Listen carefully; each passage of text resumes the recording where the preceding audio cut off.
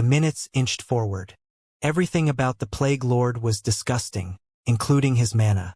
As it latched onto Iris' body and corroded her insides, she not only felt pain, but discomfort so severe it genuinely restricted her movements. Not good. She sensed its every movement. She sensed it as it dug into her chest and disappeared into the ethereal plane, corrupting her soul. Damn it! It was happening much faster than she expected. The Plague Lord certainly understood what Damien was doing on the surface. Since he would be at a disadvantage once his abscesses were removed, he must have put far more power into the mana he used to attack her. If he could kill her, he could kill Damien. Otherwise, he would lose. This was the situation they'd come to. I have at most 5 minutes remaining. She couldn't see Damien's progress directly, but the fog in the atmosphere cleared considerably, and it didn't feel like she was being continually damaged with nearly as much rapidity as before. This was good. After all, just as the Plague Lord put her in a bad situation, she'd done the same for him. There were thousands of rock golems flying in the sky, being controlled by her divine energy, attacking the Plague Lord without an ounce of humanity. They were not living beings. Whether he used his locusts or plagues, he couldn't destroy them. He had corrosive tentacles, of course, but as the battle progressed, Iris realized that only his lower body could transform in such a way. As long as the rock giants controlled the situation and made sure those tentacles couldn't form, he was defenseless. The Plague Lord was already gritting his teeth. He had to trust the mana he already spread into the atmosphere to corrode Iris, only attacking her intermittently.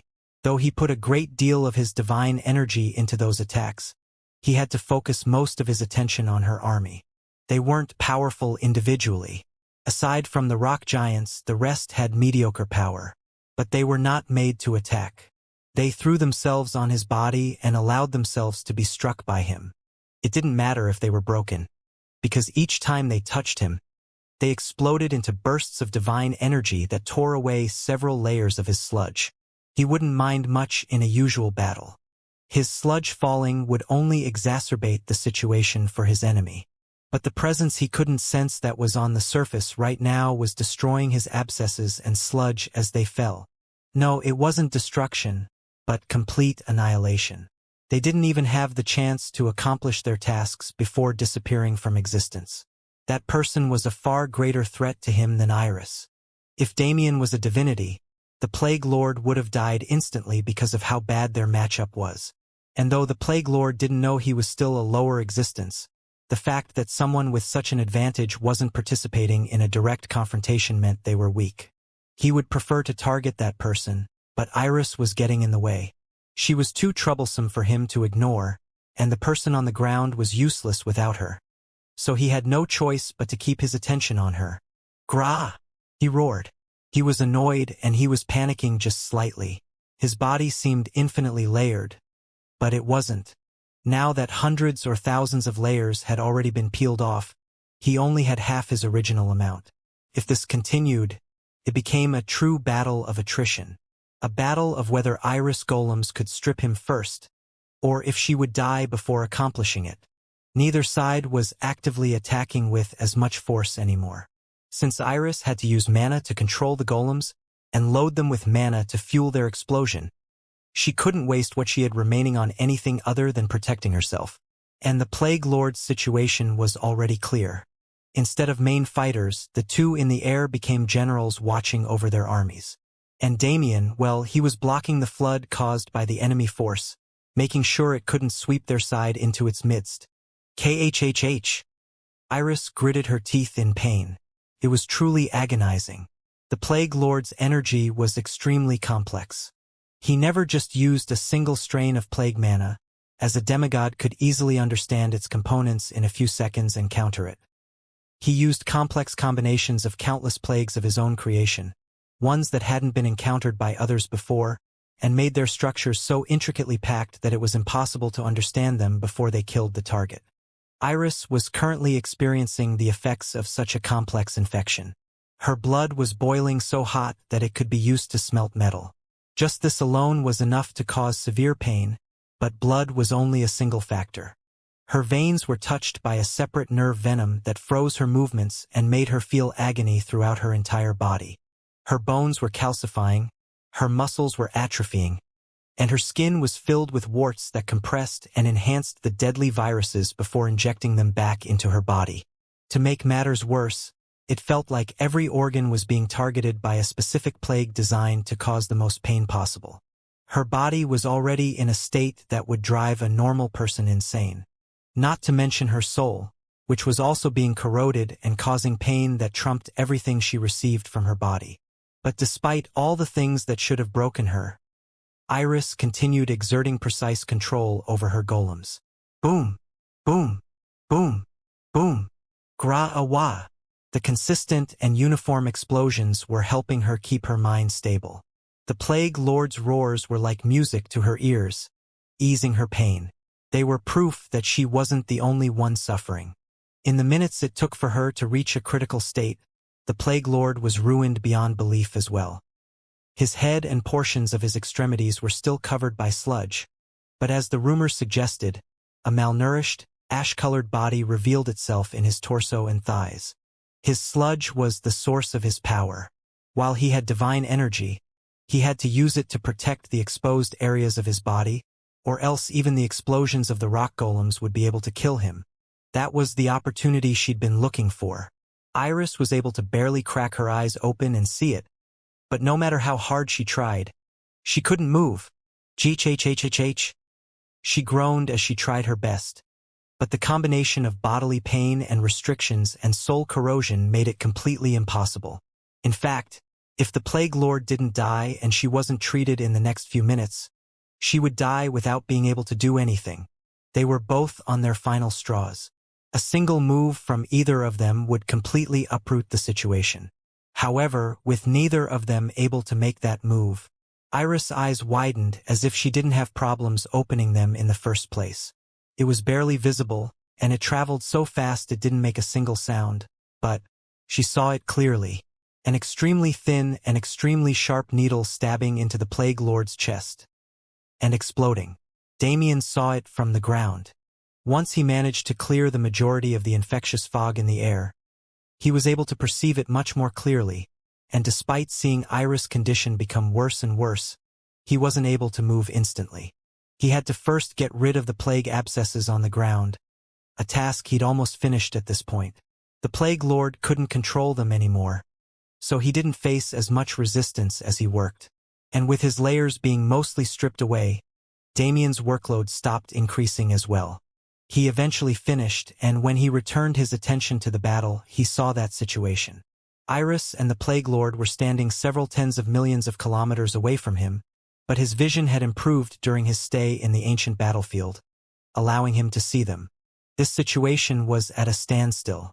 But this kind of standstill was disadvantageous in every way. Because the second Iris lost the ability to control her puppets, she'd lose. After all, unlike her, the Plague Lord didn't have to consciously control the spread of his plagues in her body. Damien didn't hesitate to move.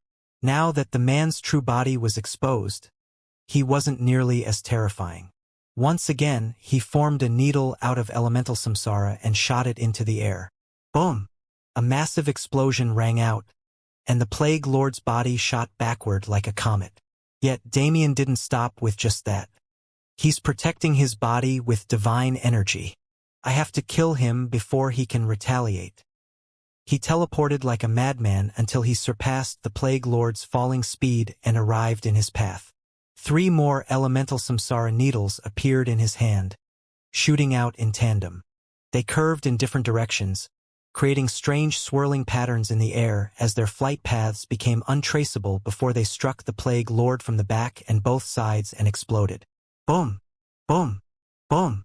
There was so much mana clouding the air that Damien could barely see whether or not the enemy was actually damaged, but he didn't care to know. Once again, he teleported and arrived in the midst of the explosive force.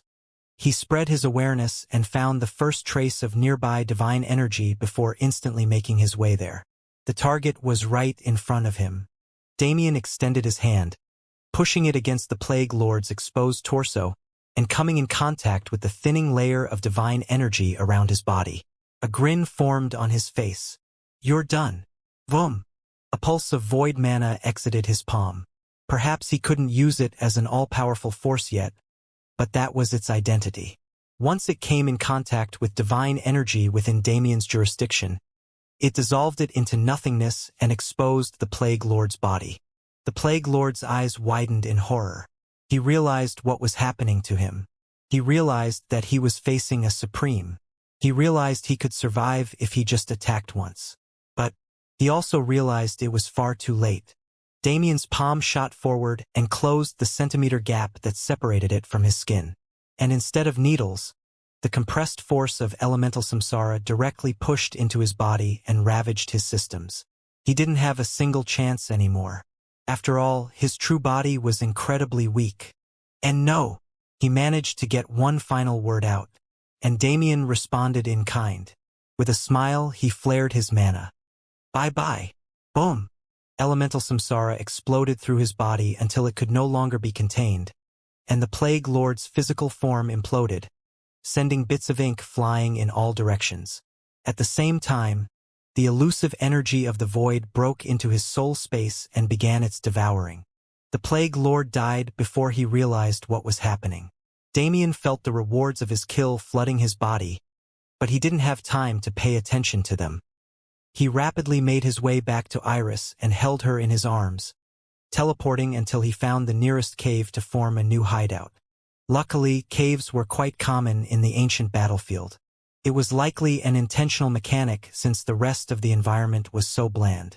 After setting up several walls of material defense and separating them into an isolated dimension, Damien carefully sat down, gently laying Iris' body on the ground and resting her head on his thigh.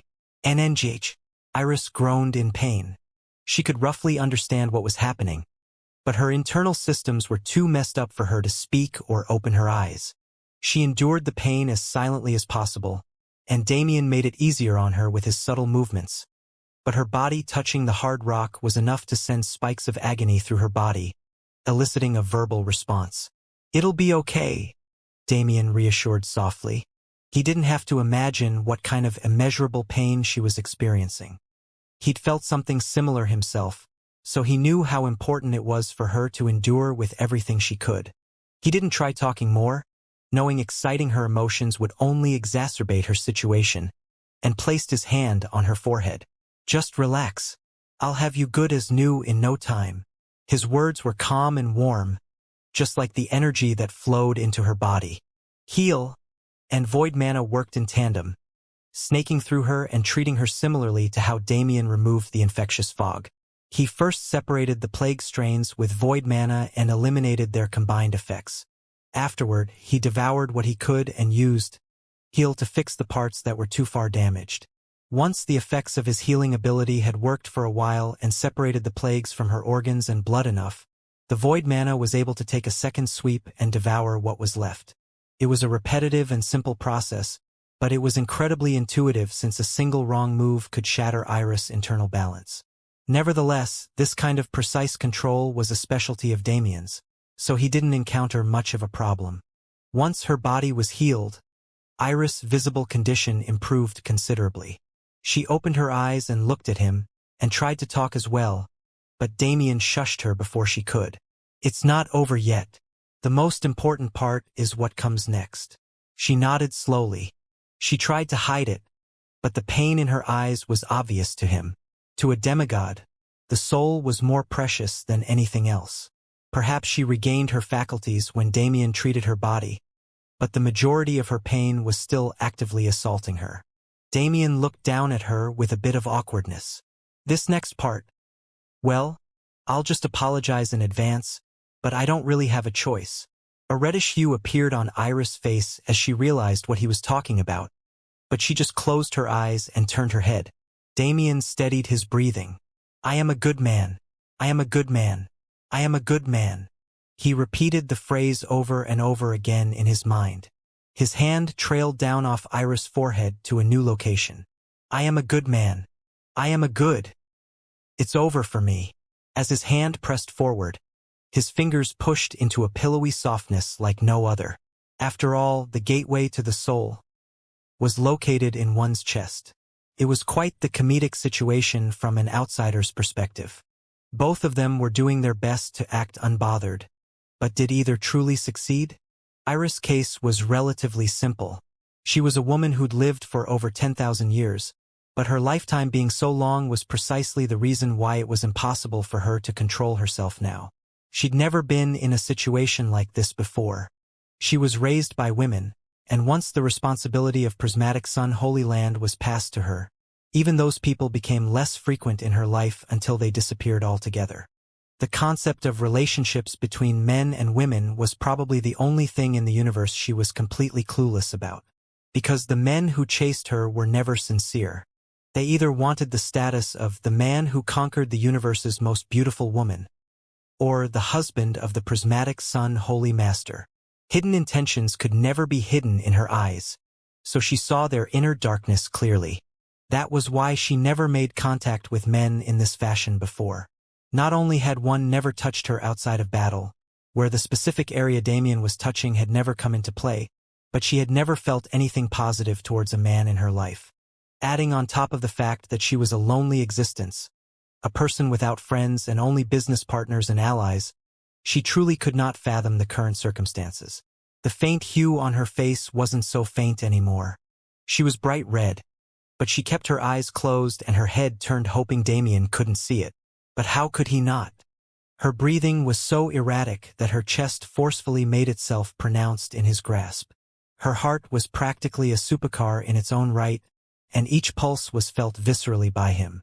So her state was extremely evident to him, and it only made him more conscious of what was happening. Stay focused, Damien. You're a good man. You're a good man. He continued chanting the mantra to fight back his intrusive thoughts. It was strange for him. As someone who hadn't thought about other women for several decades, it was incredibly strange to feel this flustered. But he couldn't focus on that, because despite the awkward tension softening the situation, Damien was extremely aware of Iris' pain. If he wanted to enjoy her expressions and explore this novel and long-forgotten feeling, he had to make sure she was in a position to do it with him, right? Hugh! Damien took a deep breath, finally clearing away his useless thoughts. He put his senses into his mana, losing feeling in his hand as his mind traveled into her body and escaped the physical plane, arriving at her soul. Damien frowned. He had no ability to view the soul properly, so Iris' soul space manifested as a sort of symbolism of its true state. He saw countless plague bearers in a kingdom of clouds, slowly corroding its purity and blackening its light. Without hesitation, he extended his hand and allowed void mana to run rampant. The target was set. Only the plague bearers could be touched. That was the first step of the process. In reality, Iris' eyes widened as she felt the changes. She also temporarily ignored the situation, focusing her attention on the mysterious energy flowing through her soul. It wasn't targeting her soul at all. Instead, it was directly targeting the spread of the plague. Slowly but surely, like a wave of fog rolling over a city, her soul was cocooned by the mysterious energy, and the plague stopped spreading. Good. Now, there were no plague bearers remaining, so the next step was purification. Damien didn't quite know how to proceed, but it didn't matter. As he discovered long ago, not knowing was not enough to stop him. As long as he gave the command and had sufficient qualifications, the void would enact his will. Purify. He gave the command and waited. The rolling cloud of void mana didn't do anything at first, but after a few seconds, it submerged itself into the cloud kingdom and dyed it a different shade of black. Iris' pain was reduced immensely in that single move, and with the passing of just a few more seconds, she felt the miraculous changes taking place. Her soul was being purified, but that was really only one factor of what was happening. She was being strengthened by something she couldn't sense. It was magical. She closed her eyes and enjoyed the feeling, like a calming massage surpassing all others. She became aware of what was happening in the real plane again, but she didn't reject it. When those two sensations came together, they gave her warmth and comfort she'd never experienced before. All her worries faded away as she quietly enjoyed the feeling. Damien's mind returned to reality at some point. The process ended as well. He retracted his hand from her chest, ignoring the unwillingness in his heart, and quietly sat back. The two remained in silence for a long time, not moving an inch. It would be a long while before they finally returned to their journey. From there, over a year passed. Damien and Iris started moving towards the ancient sovereign again at some point, and while neither said a word about what happened in the cave, their relationship dynamic had gone through a subtle change.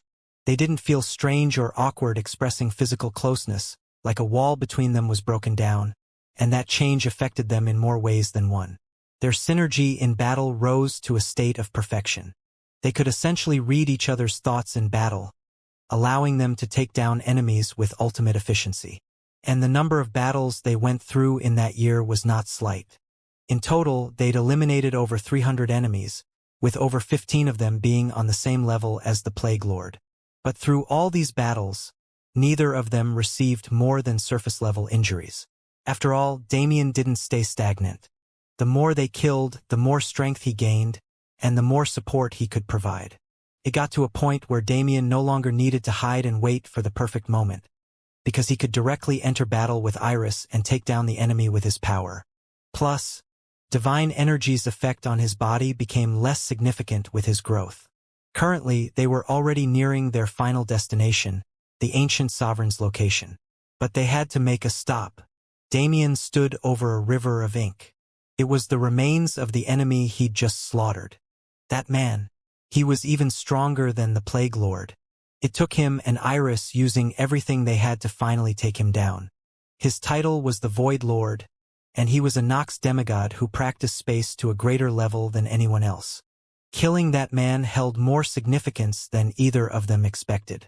Because the second he achieved victory, Damien felt something expand in his mind and soul. The time had come. He understood the path.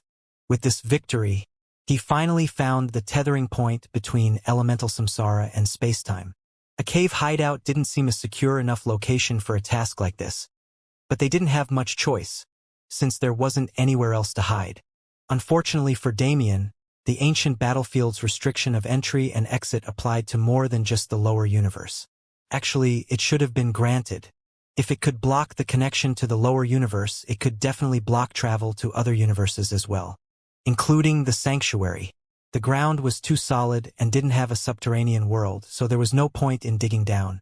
The only option was to find a relatively hidden cave and set up substantial defenses to protect themselves. And that's what they did. While Iris stood guard, Damien sat down and focused on his soul, repeating the process he completed when he first entered the ancient battlefield. It was easy to make a single connection, but Damien had a choice to make here. The connection between elemental and samsara was definite. It had a clear start and end point which were connected by a tether. Now that it came time to add a third force to that connection, a question arose. Should he simply tether spacetime to samsara and create a one-directional connection between the three forces? Or was he supposed to connect spacetime to both fundamental laws individually to create a closed circuit? Both had their own advantages and disadvantages, but it was obvious that a closed circuit would allow him to use more power. Yet that didn't matter. It wasn't about where he would find power, but what was the correct path. It wasn't time to close off all other paths yet. He could definitely become a great entity if he did it, but if he closed off other routes, he was only limiting himself. After all, he wasn't done yet. Creation and destruction still needed to be discovered, combined, and tethered for him to reach the fusion point. One could argue that this was a simple problem. He could just cut the closed circuit when the time came to add those laws, or he could connect their fusion to all of the other three individually like he'd done when he added spacetime, but it doesn't feel right. It was intuition without any real backing. Damien felt in his chest that following that path was wrong. He didn't know why. He needed to reach greater heights to know why. But he understood that if he sacrificed the short-term boost, he'd gain immense benefits in the long term. Though, sacrifice might be a bit strong. Damien was going to trust his intuition. Disregarding the importance of a practitioner's intuition, his was backed by the void itself, so it couldn't be wrong in matters relating to it. He didn't hesitate any longer. Just as before, the process was extremely simple for Damien, but extremely complicated in reality. The tether point within Samsara in that secluded soul space extended and formed a new thread that shot into spacetime's territory and stabbed into its figure. How did that work? Unlike the others, spacetime was colorless and formless. It didn't particularly have a middle point or anywhere for a tether to attach. It wasn't because the tether was ethereal. It was because there truly was a tether point. In a sense, the tethering of these forces could be considered a reflection of the universe itself. In reality, they maintained a similar relationship. They were connected, but did not interfere with each other's processes. Therefore, somewhere within that formless mass, there was a point waiting to be discovered to create this very connection. Damien just didn't realize it until he tried. His body and soul went through a change. His league increased yet again. Damien, I feel like I can proudly stand on the ancient battlefield now. He had been fighting directly for several months already, but he had to be extremely careful about how he moved and which opponents he decided to show himself before. That was different now. At least for the majority of demigods here, I feel like I can take them, not with Iris as his shield, but with his own power. Hugh! It wasn't anywhere near complete. There was still a decent amount of time before the transformation ended and Damien could properly use this power. But he was already excited. The possibilities in his mind, not just for fighting, but for utilization of his power in every sense, were limitless. And he couldn't wait to test it all out. Damien and Iris were really acting independently during their stay on the ancient battlefield, but their efforts definitely had an impact on the overall situation. After all, when there were only a few thousand total enemies, killing 300 was a feat. Though it did take a considerable amount of time due to their spread. Nevertheless, they weren't the only ones working. Alucard, Priscilla Adelaire, and the rest of the demigods on Iris' side were following their lead and killing as much as possible. Because there were a few hundred of them, their efforts were the ones truly making a difference. They didn't get as many individual kills as the two, but the number they'd killed was over 2,000 already, including traitors from their own side. It was startling compared to the progress made in the first year of war, to the point where it could not be ignored. As Damien predicted, the demigods in the Universal Home Base were not able to exert control over those acting outside their jurisdiction unless they wished to lose the support of those following them. After all, Alucard and the rest were the ones actually making a difference. So, as their forces began to follow the other camp's lead and fight on the front lines, they had no choice but to support it. The Nox, of course, responded as well.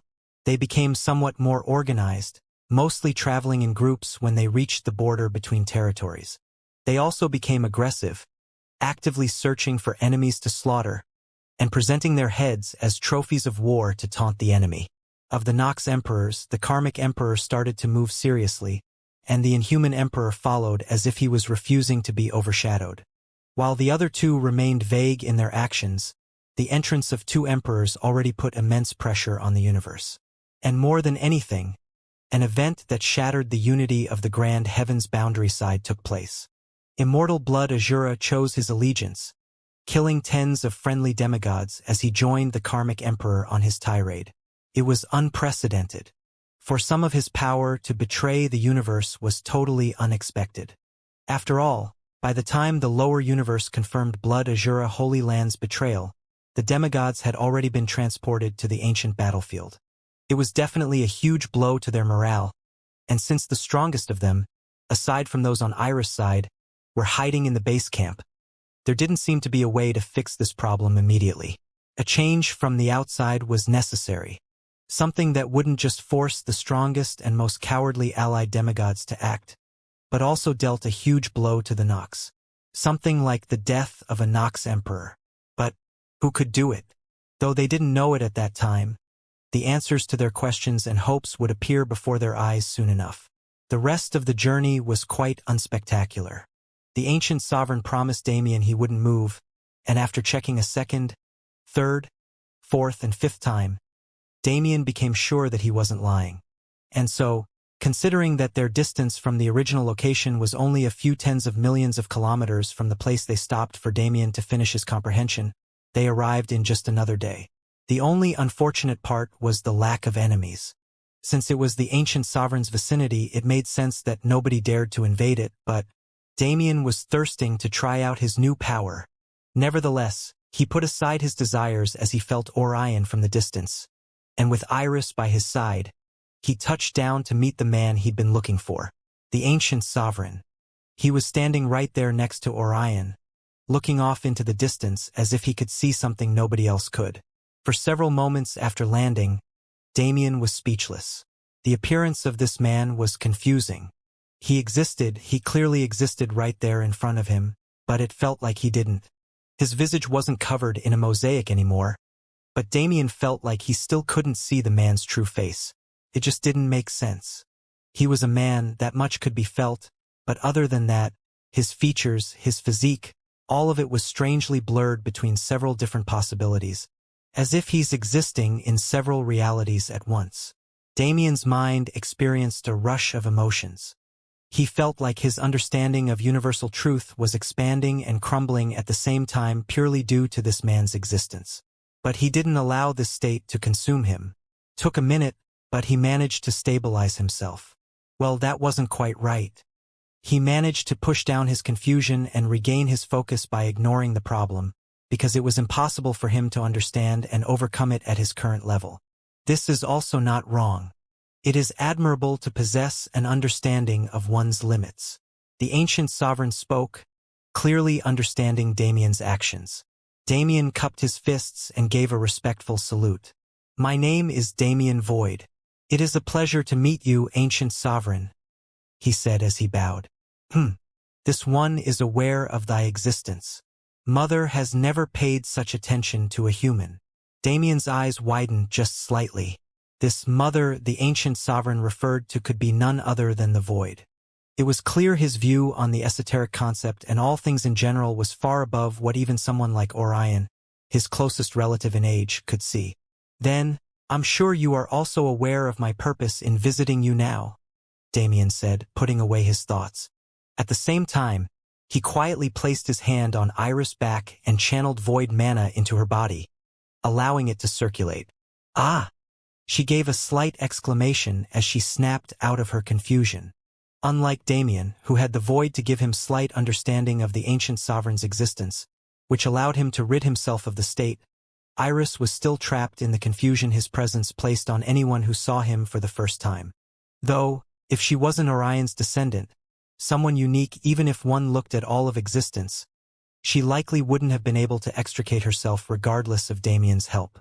She quickly gathered herself and gave Damien a grateful look before repeating his previous actions and greeting the ancient sovereign. It was an awkward meeting, but it didn't have a chance to be anything else. The ancient sovereign was too enigmatic for anyone to have a normal conversation with him. Perhaps only Orion could see his true self enough to have a close relationship with him. The ancient sovereign looked between his two juniors. They couldn't see his eyes moving, but they felt his gaze travel between them. "You, child, come with this one. Orion. This one shall meet your descendant in the future." Orion made a strange expression. "Yes, I understand.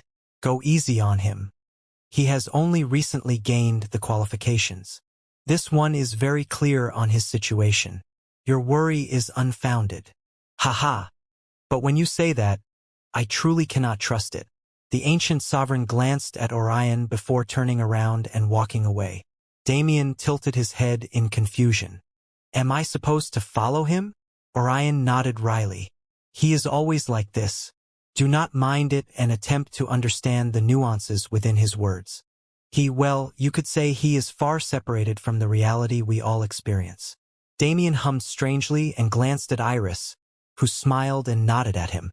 He gave her a warm look before taking his first steps to follow the ancient sovereign on his trek. As the two disappeared into the distance, Orion and Iris were left alone. When he said future, "Does the ancient sovereign not wish to meet me now?" Orion shook his head. "It is not like that, child. As I said, his perception is strange. The past, present, and future hold no meaning to him. When he says future, it is only to tell us he will return to speak with you. Perhaps, to him, That conversation is already long underway. Iris furrowed her brows, trying to understand it. Then, there is no need to say it. Orion cut her off. He can be considered my elder brother if one looks at it objectively, but the distance between our births is extreme. He was born when time did not exist, but if one had to date his birth in relation to mine, he is perhaps trillions of years older. Iris' eyes widened. The ancient sovereign was an entity with much fame in the universe, not because he had accomplished wondrous deeds, but because of the length of his existence. But nobody could have assumed this. Trillions of years. Even the strongest of demigods could never imagine such a time span. Even the Saint Emperor, who'd been living for at least hundreds of millions of years, could never understand what life meant to a man like the ancient sovereign. Iris' eyes held a slight hint of worry. Such an existence was currently guiding Damien to places unknown, to speak about topics she still did not have the qualifications to learn. Damien's secret, the one he hid from her since their first meeting, she had seen hints of it several times since they met in the ancient battlefield. She'd even felt that energy in her body and soul. The fact that she still didn't have an inkling of understanding of its nature was concerning. For some reason, she couldn't get rid of her worry. Her expression didn't visibly change, but Orion could perceive the turmoil in her heart clearly. "Oh ho!" he muttered. Iris looked over curiously when she heard it, and Orion had to try his best to contain his smile so she didn't realize anything. He didn't expect it. This descendant of his, the woman he viewed as a granddaughter. He'd been with her long enough to understand her thoughts. Had she ever had a moment like this? It was interesting. Very interesting. And frankly, as someone who didn't want to see his future generations cut off by the loneliness of this descendant, he truly couldn't hold back his smile. I am quite excited to see this develop. Orion and Iris were surrounded by a light-hearted atmosphere, but Damien didn't experience the same with the ancient sovereign. He hadn't said a word since they started walking. Instead, he pulled Damien into a strange space-time without him even realizing it. The two were moving at a normal pace, but they covered millions of kilometers with every step. It wasn't high speed at all. Space-time was squinching around them, changing the worth of their steps even though the steps themselves didn't change at all. The ancient sovereign wasn't helping Damien either. He was ambling as if he didn't even realize Damien was following him. Damn. This technique is something I learned a long time ago, but that doesn't make it easier to follow him. The concept of distance was something Damien paid a lot of attention to in the past when he was researching Horizon Break, so he understood how to compress space to change his movements. However, adding time as a factor changed it entirely. The compressing of space-time meant not only their position in space was changing, but they were truly walking through time. As if the past, present, and future were nothing more than futile concepts that could not affect their existence. Beads of sweat trailed down Damien's face, but his eyes were filled with excitement. After tethering space-time, he didn't expect to find an opportunity to utilize its power so soon. And he wasn't just utilizing the power, but increasing his understanding. As he let go of the known concepts of time for the sake of copying the ancient sovereign's movements, he realized just how relative space-time truly was. To him, nothing had changed. But the second he allowed his perception to leave the bounds of this strange ethereal corridor the two of them were traversing, he noticed how insanity-inducing their journey was. The seconds and minutes flew by like comets in one moment, and in the next, Damien would realize he was far beyond them, and those same seconds were leagues behind him. They weren't moving forward or backward, nor were they stationary. They were pacing back and forth through time as if it was nothing, and with their movement in space being completely linear, perceiving the world outside the corridor became a mind-breaking learning experience for Damien. It was a beautiful phenomenon he never expected to experience by just following someone, but perhaps this was how the ancient sovereign always perceived existence. Perhaps the time he'd lived was nothing more than the blink of an eye to him, or perhaps he was experiencing the full extent of that time every second of every day, as if every second held trillions of years in its mysteries. This one is thoroughly impressed. Mother's choice cannot be questioned, however. This one was still curious about what kind of human could bond with her in such a way. The ancient sovereign finally spoke, halting in his tracks. Damien stopped behind him, And in that moment, the full extent of their journey struck him. It was like everything in existence slingshot back to its proper position. The world curved and stretched, wobbling strangely before finally stabilizing. Damien couldn't contain his wonder at all. But he had to take this opportunity to converse with the man who rarely spoke. "Do you see it as a bond?" he asked vaguely. The ancient sovereign turned around to face him. "This one cannot speak on Mother's actions. However, this one does feel something greater from you that also cannot be explained." Damien nodded, somewhat understanding his thoughts. "I guess I'm not there yet, but that is the end goal. In a sense, your mother and I are one and the same." Damien looked at the man, trying to gauge his response, but he didn't receive anything but silence. "Thy most pressing questions do not have answers. This one can only aid you in areas you might find inconsequential." "I don't care about that," Damien said, shaking his head. "I want the answers you can give me. The rest, I will naturally find myself." "Very well." The ancient sovereign turned around, his attention once again focused on an unknown something that only he could see. "Mother has always been lonely." His start was not something Damien expected. Mother was not always an entity, yet Mother has always existed. Existing before existence, the concept of existence was birthed from Mother, and to define her existence before existence, non-existence was also born. Immediately, he started speaking nonsensical words, but Damien didn't interrupt. Instead, as Orion said, he tried his best to understand the nuances within those words. Mother is existence, yet Mother is also non-existence. Mother wishes to be existence, yet Mother cannot exist. When Mother influences order, chaos is born, and from chaos, order is born.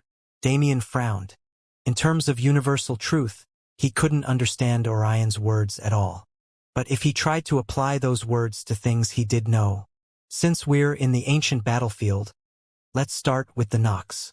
The history of the Nox was inconsequential to him now that he was in the ancient battlefield and had to slaughter them to extinction, but as the ancient sovereign said, perhaps the only information he'd learn was inconsequential things like this. Still, knowing these facts that were useless in the present could help him in the future. Otherwise, the ancient sovereign, who didn't perceive these concepts, wouldn't be mentioning them. The void wishes to interfere in existence, but its interference only creates chaos. Chaos creates order, which is also another form of the void's interference in existence. His own thoughts were making less sense, but because they belonged to him, he could define them clearly. The Nox are agents of chaos. If the void's interference in this case refers to the creation of the concepts that led to them, or maybe even the abyss, then order would be its direct influence. The abyss was created through the destruction of existence, but it was still existence. Yet, it was a piece of existence closest to the void. Perhaps the void is able to interfere in the abyss because it is already fragmented away from the regular concept of existence. That interference spread through the abyss and turned it into what it is today. And when the Nox were born from it by the design of their creators, the Nox were naturally influenced by the void. Mother cannot act willfully, yet Mother's every action is willful.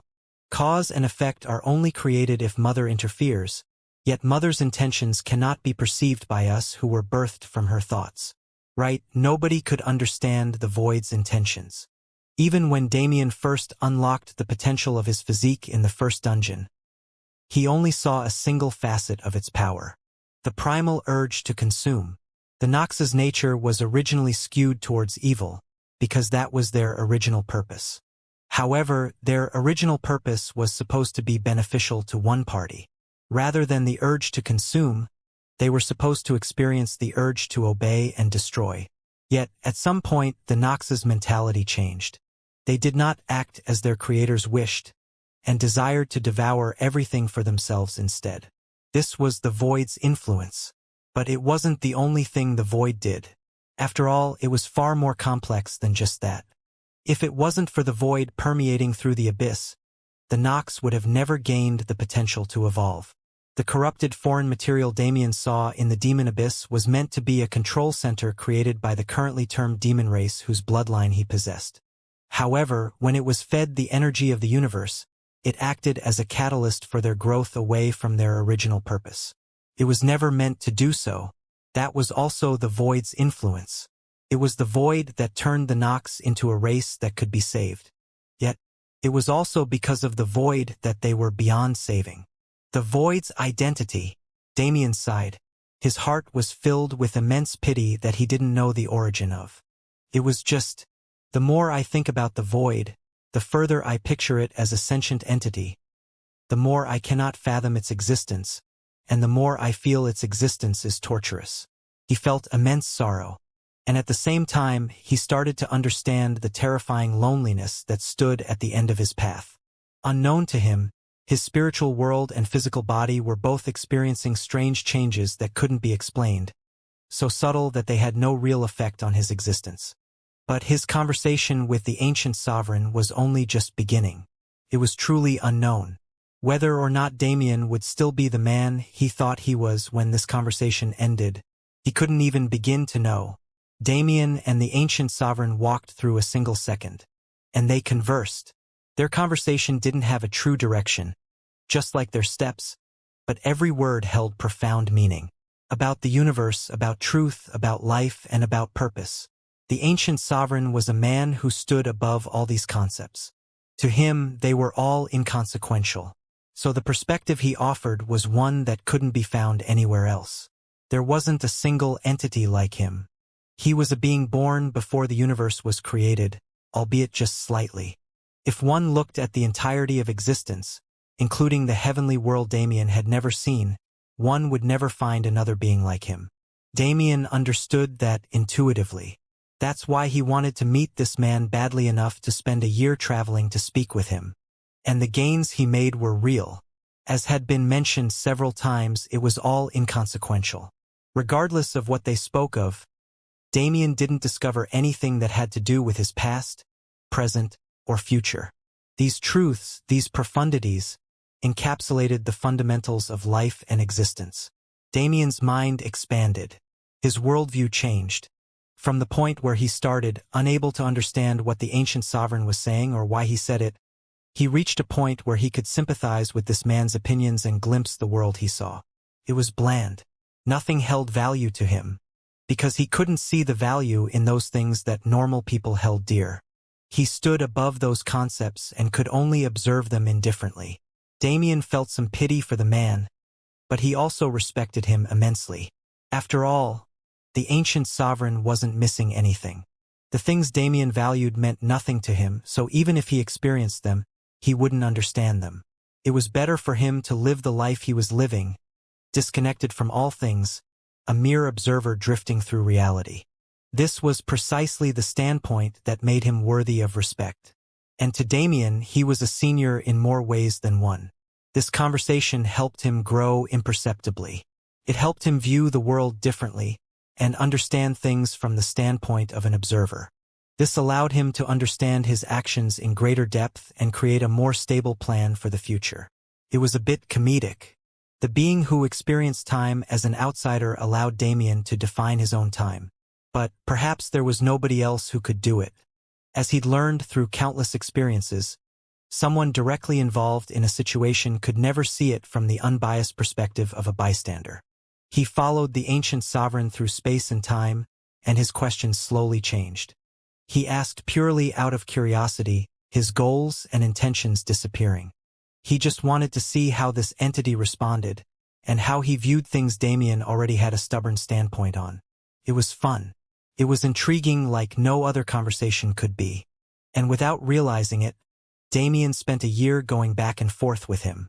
A year that lasted a single second, or a single second that lasted a year. In the outside world, time had essentially come to a stop, yet it was still crawling forward. And somehow a year still passed, as if they were truly disconnected from the concept of space-time. Damien didn't realize it, but the ancient battlefield already shrunk several times. The plain was compacted, and it was no longer rare to find the enemy when one was randomly perusing. Battle became more prominent, to the point where nobody could avoid their duties, and that final moment came. The final chance for those indecisive individuals to choose their allegiance. Unaware of the outside world's change, Damien followed the ancient sovereign until they returned to their starting point, where Orion and Iris were waiting. They stood in the strange space-time corridor, imperceptible to the two, and just before they exited, the ancient sovereign turned around. His eyes were different. No, they could finally be seen. They were clouded over like a blind man's, but they were filled with deep knowledge that couldn't be touched.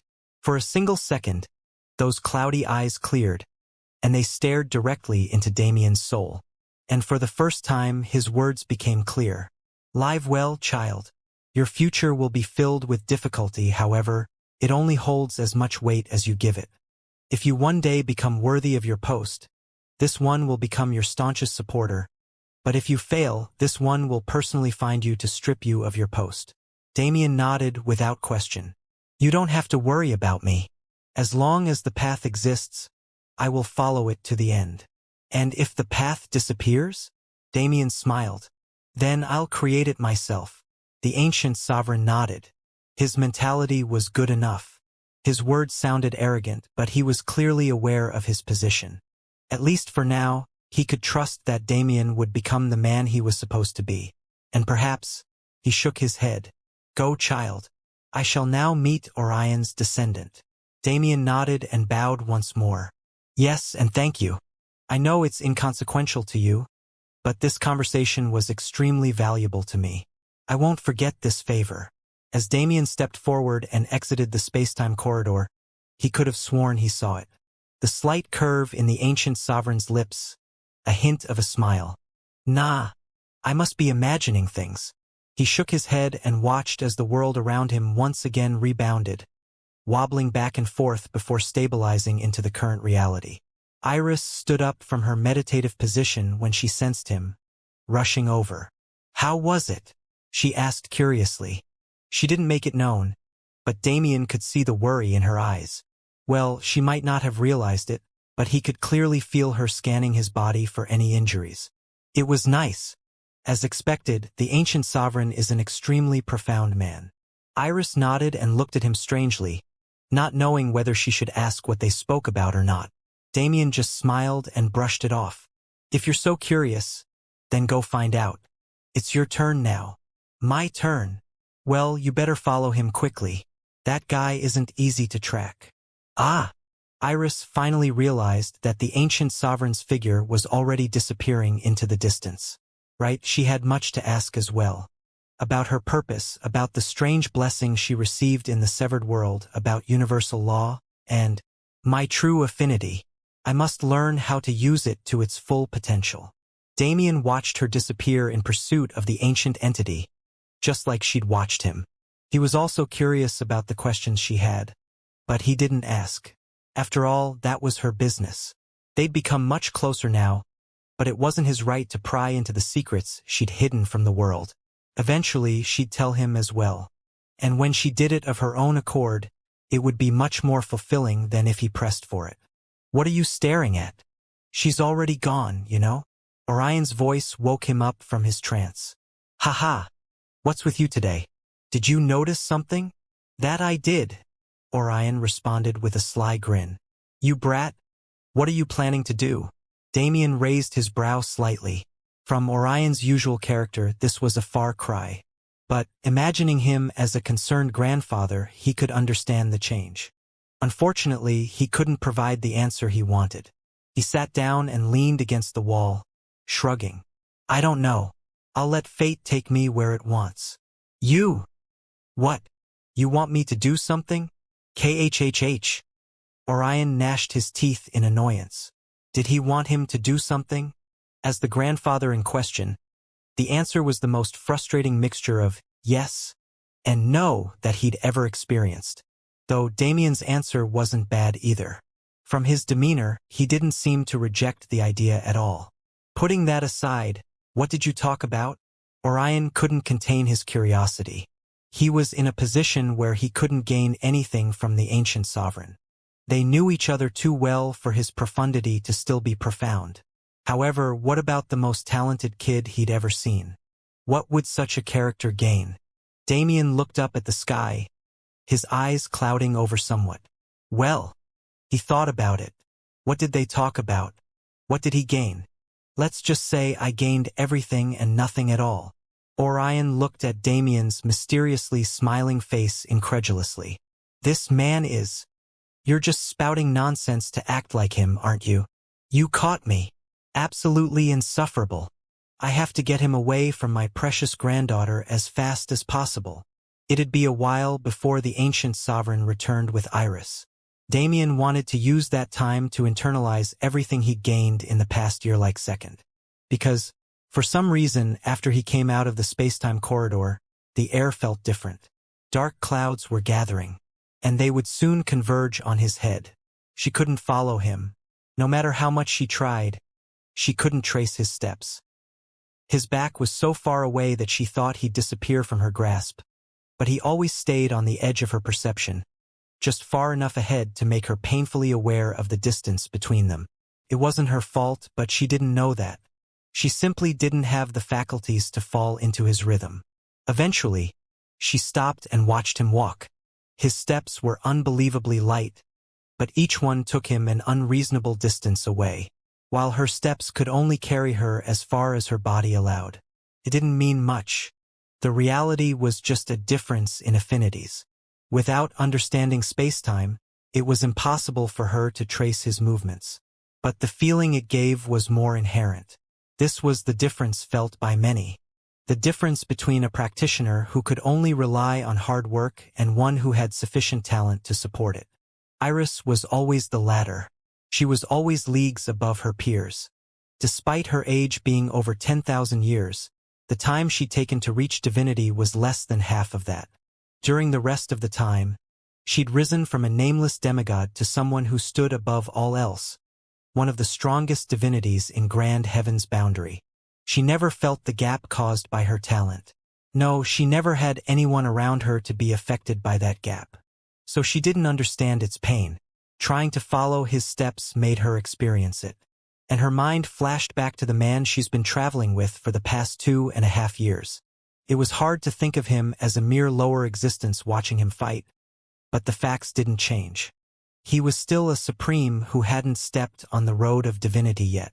Strangely enough, she never felt the weight of that.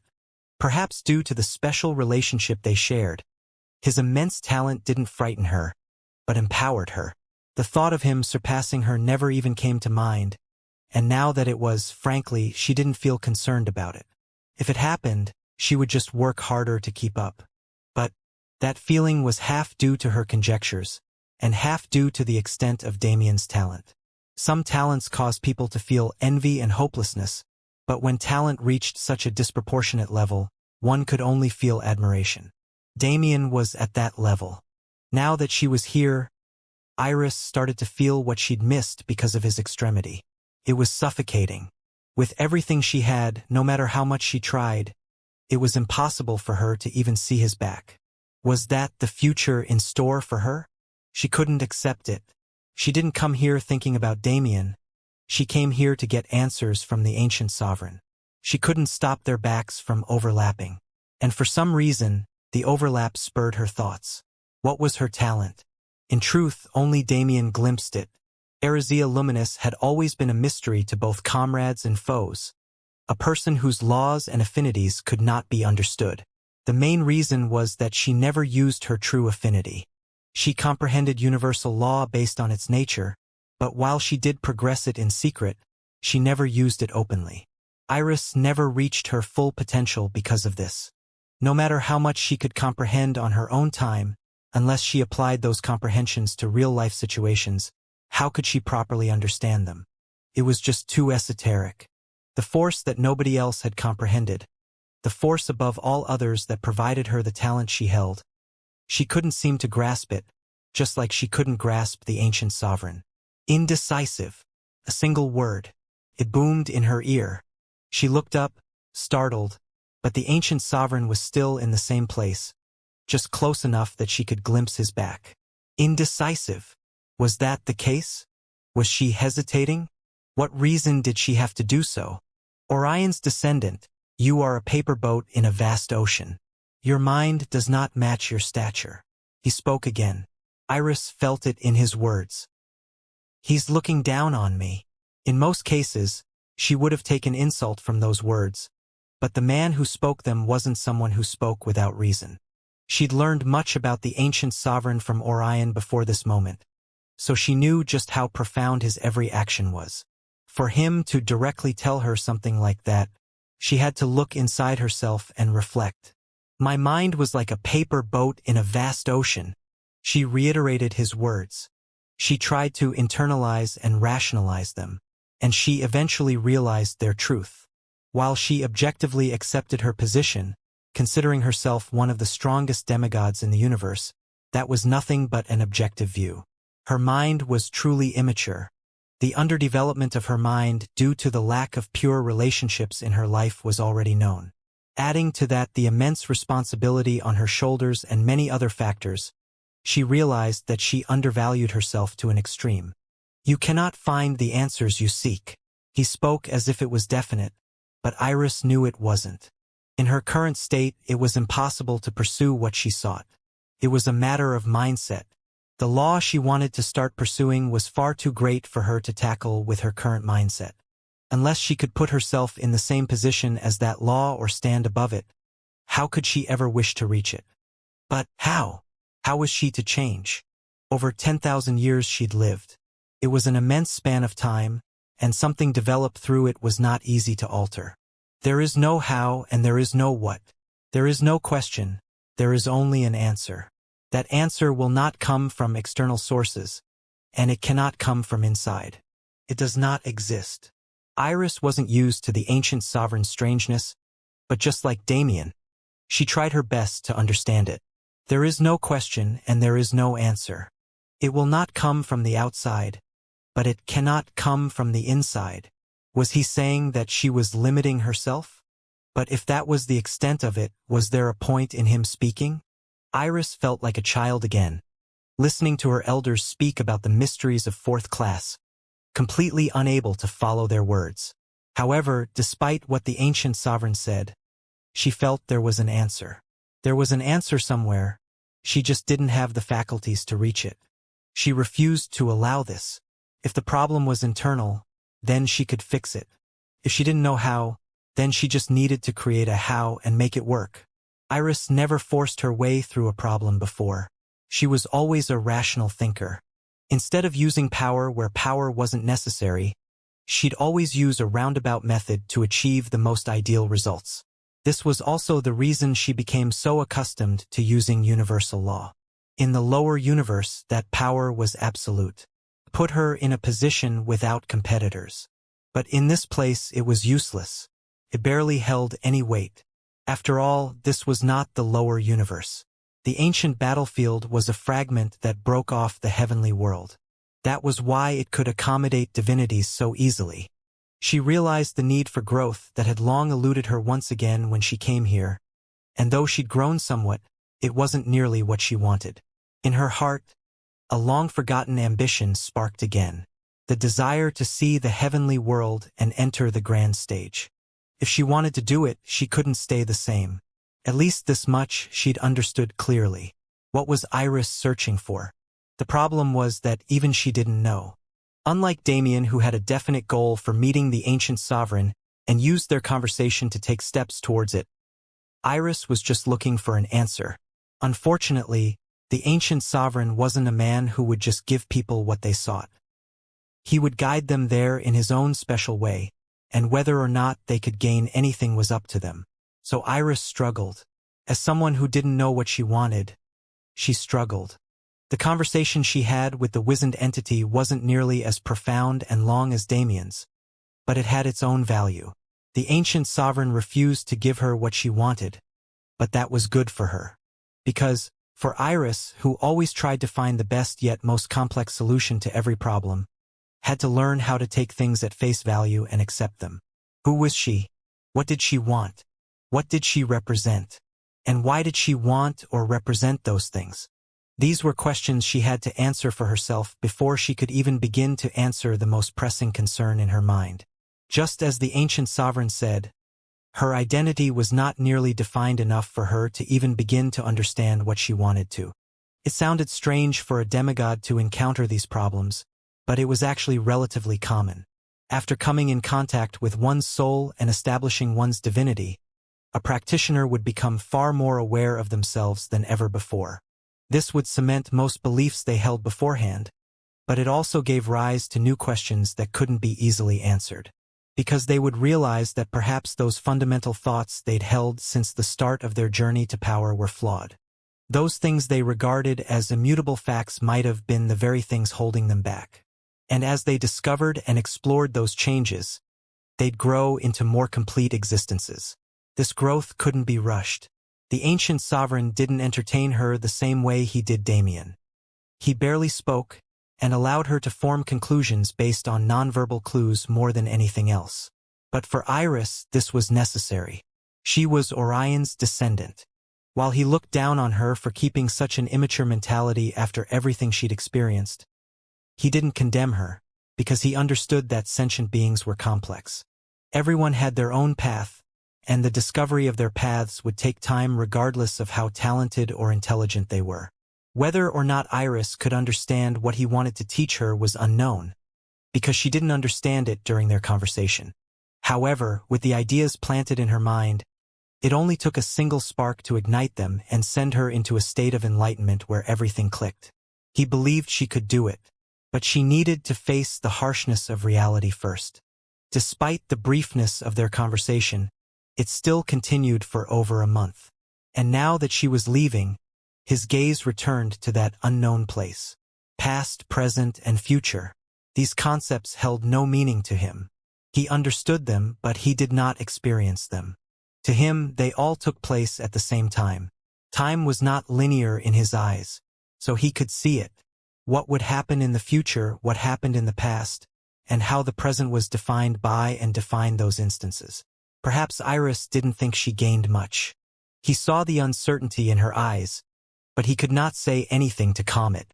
Instead, the opportunity to do so was just around the corner. The only question was whether it was right or wrong to let her experience it. An observer. He thought back to what Damien called him, a mere observer, the least significant yet most significant individual in the universe. If that was his role, then so be it. Whatever happened would happen. His only job was to watch over it, like a living record of all things. Perhaps one day, as he lived such a life, he'd see that place with his own eyes. The place he'd been gazing at for eternity. Iris returned to Damien and Orion with a frown on her face. She was much quieter than her usual self, but Damien didn't say anything about it. She must have learned something incomprehensible. I'll just have to wait for her to properly internalize it. It was an experience he'd had several times in the past. While Iris was a demigod and an experienced human in her own right, in front of the ancient sovereign, she was nothing but a fleck in the expanse of all things. Whatever she'd learned from him definitely held deep importance to her, so it was only natural for her to have such an expression. "How are you feeling?" he asked, trying to bring her attention back to reality. "Hugh." Iris took a deep breath and shook her head listlessly. Confused. "Haha, that'll happen," Damien responded, not pressing for more. "Should we wait a bit before heading back out?" Iris looked at him gratefully. She wasn't going to suggest it since she felt bad for holding them back, but she truly couldn't fight to her full potential with her current state of mind. She needed to sit down and process everything. She needed to gain an understanding of herself. Though she wanted to express her intent, the look in Damien's eyes made her realize she didn't need to. After hesitating for a moment, she sat down nearby and closed her eyes, sinking her mind inward. Damien glanced at her before turning to Orion. "So, what do you plan to do?" he asked. "Me?" Orion replied strangely. "Who else?" "Haha. Are you truly asking me to join you right now?" "What? You have a problem with that?" "Not necessarily, but I assumed you would." "Haha, you're funny." "What does that mean?" "HM? Nothing at all." Damien shrugged non-committally, aggravating Orion to the extreme, but the man sighed wryly and dropped the matter. "I will stay with my elder brother. Now that 3 of us are gone, there is much for the 2 of us to do." Damien nodded in understanding. "All right, but don't hide your location like before. It's annoying trying to find you without a point of reference." That makes me want to do it even more though. Just wait until I become a demigod. I'm going to beat your ass. Ha ha ha. I wholeheartedly accept that challenge. Even if I have given you my loyalty as a grandfather, it is my duty to put you in your place at least once. Pfft. If you think you can, then go ahead and try. Damien and Orion glared at each other with eyes full of fighting spirit before shaking hands and bidding farewell. With Orion following the ancient sovereign to places unknown, Damien and Iris were left alone again. It would be several months before they started acting again, and the situation would go through a myriad of changes in that time as the fighting between two sides became more severe. But that didn't have much to do with them. After all, they were far separated from any of the main battlegrounds. Yet, as Iris focused on meditation and Damien rested nearby, they failed to notice the dark clouds above gathering in full. Trouble was not just near, it was already upon them. The only question that remained was if they were capable of facing it. It took some time for Iris to gather herself after experiencing such an existential crisis, but she eventually got her act together. Experience was key here. If it weren't for the countless turmoils she'd been through as she grew to her current level, she probably would have faced much more difficulty accepting the current circumstances. No, it was still difficult. To recognize something so deeply ingrained in her as a problem, how could it be something she could do easily? It wasn't as simple as the ancient sovereign made it sound. This problem was deeply related to her reason for refusing Ascension, the decision she was most sure of yet most regretful of at the same time. However, she was eventually able to understand her faults and make a flimsy plan for the future, which would become more defined as she learned if the path she was following was the right one. With both Damien and Iris well-rested and in peak condition, they returned to the battlefield soon enough, but found something curious. The ancient battlefield's considerable shrinking meant they should have encountered several enemies in the half-hour since they started moving, especially since the ancient sovereign moved away from this area, but they hadn't met even one. At first, they assumed it was just unfortunate positioning. They were near the edge of the battlefield, and if most of the battles were focused near the center, it made sense that they couldn't see anyone. But Damien frowned. It's too quiet. In fact, it was extremely quiet. Eerily so. Stay on guard, Damien said solemnly as he glanced around. He couldn't see anything around them, nor did his perception pick up an enemy, but he felt the strangeness in the air viscerally. Iris nodded silently, slowly prepping herself for battle as she also noticed the oddity. This environment. They were surrounded on all sides by mountains. Only the valley through which they came existed as an entrance and exit to this place. It was not ideal for battle at all, but it also wasn't a place where people could hide easily. Damien frowned. There's definitely something wrong. There should be... Shit! Damien grabbed Iris' wrist and instantly teleported several hundred kilometers away. Boom! An explosion rocked the space soon after. A massive ballista bolt landed on their previous position and launched a tsunami of debris in every direction. Judging by the divine energy in that bolt, it would have instantly incapacitated at least one of them on impact. Damien and Iris flew into the air and flared their mana. If the enemy continues to use assassination tactics, Damien's worry was unfounded. By the time the dust cleared, they'd already revealed themselves. After all, they weren't someone who liked to hide. Hey, remember me? The familiar, disgusting voice entered Damien's ears and instantly turned his expression ugly. A character whose gender was unknown and held a relatively unsettling appearance that constantly shifted between countless mismatched body parts revealed themselves confidently, waving with a smile. Marionette Lord. Damien hadn't seen them since their last encounter on Beast Emperor Star, but this was one of the demigods he least wanted to meet. Their power relied on control, and as someone who despised being controlled, he held a natural repulsion for them. Hey, what's with that expression? I was hoping you'd miss me.